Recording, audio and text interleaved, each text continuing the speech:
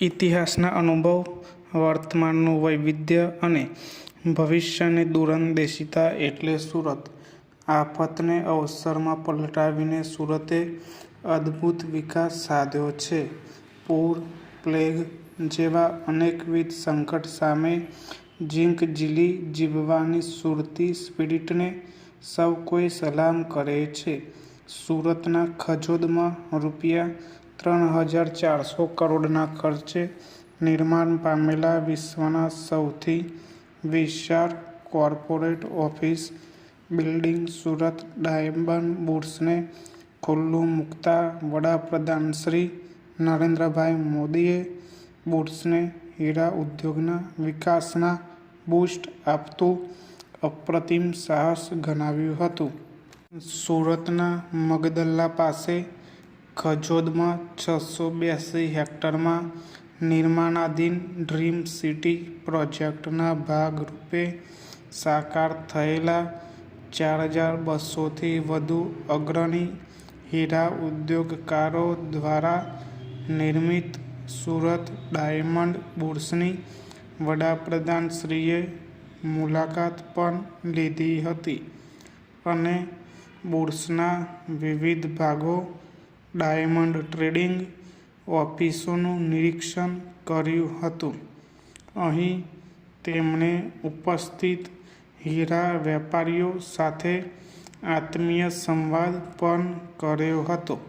ફકરો: Surat diamond બુર્સમાં ભારતના સૌથી મોટા customs clearance house, jewellery mall અને ઇન્ટરનેશનલ બેન્કિંગ અને સેફ વોલ્ટની સુવિધા વિશ્વસ્તરીય વ્યવસાયિક અનુભવ કરાવશે.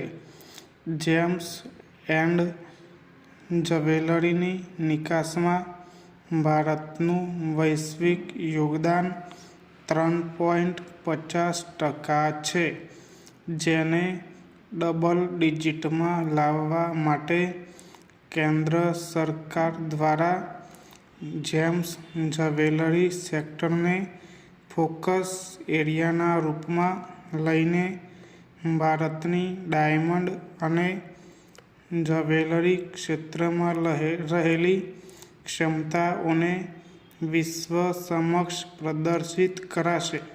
ફકરો: મુખ્યમંત્રી શ્રી ભૂપેન્દ્રભાઈ પટેલ સહિત કેન્દ્ર અને રાજ્ય સરકારના મંત્રીશ્રીઓ દેશ-વિદેશના હીરા ઉદ્યોગકારોની પ્રેરક ઉપસ્થિતિમાં આયોજિત સમારોહમાં વડાપ્રધાનશ્રી નરેન્દ્રભાઈ મોદીએ જણાવ્યું હતું કે સુરત શહેરની ભવ્યતામાં આજે વધુ એક ડાયમંડનો ઉમેરો થયો છે અને આ ડાયમંડ નાનો સૂનો નથી, પણ દુનિયાનો સૌથી શ્રેષ્ઠ છે. આ સંદર્ભે તેમણે બુર્સની અદ્યતન ઇમારતને દુનિયાની તમામ શ્રેષ્ઠ ઇમારતોને ઝાંખી પાડે તેવી હોવાનું જણાવતા દેશના આર્કિટેક્ચર, પર્યાવરણ અને એન્જિનિયરિંગના વિદ્યાર્થીઓના અભ્યાસનું કેન્દ્ર અને શૈક્ષણિક સંસ્થાઓ માટે નજરાણા સમાન બની રહેશે.